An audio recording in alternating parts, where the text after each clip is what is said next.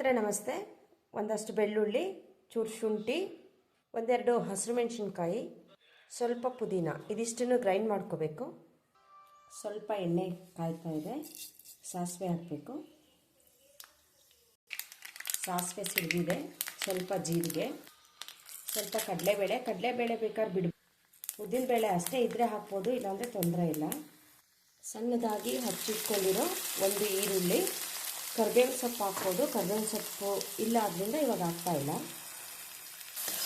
ಸ್ವಲ್ಪ ಫ್ರೈ ಮಾಡ್ಕೋಬೇಕು. ಬೆಳ್ಳುಳ್ಳಿ, ಶುಂಠಿ ಮತ್ತು ಪುದೀನ ಗ್ರೈಂಡ್ ಮಾಡ್ಕೊಂಡಿದ್ದೆಲ್ಲ ಅದನ್ನು ಹಾಕ್ಕೋಬೇಕು. ಸ್ವಲ್ಪ ಫ್ರೈ ಆಗಿದೆ ನೋಡಿ. ಇವಾಗ ಹಚ್ಚಿಟ್ಕೊಂಡಿರೋದು ಒಂದು 3 ಟೊಮೊಟೊ ಹಾಕಬೇಕು.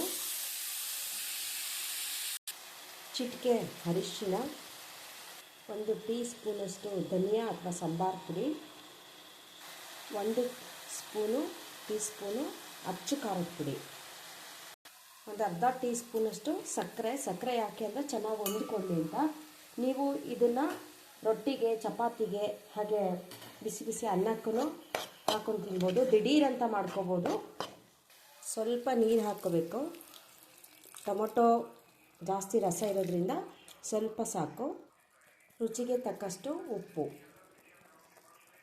2 ನಿಮಿಷಕ್ಕೆ ಬೆಂದೋಗಿದೆ. ಸ್ವಲ್ಪ ಕೊತ್ತಂಬರಿ ಸೊಪ್ಪು ಹಾಕಿದ್ರೆ ಮುಗ್ದೋಯ್ತು. ಟೊಮೊಟೊ ಚಟ್ನಿ ಥರನೇ ಹೀಗೂ ಮಾಡ್ಬೋದು.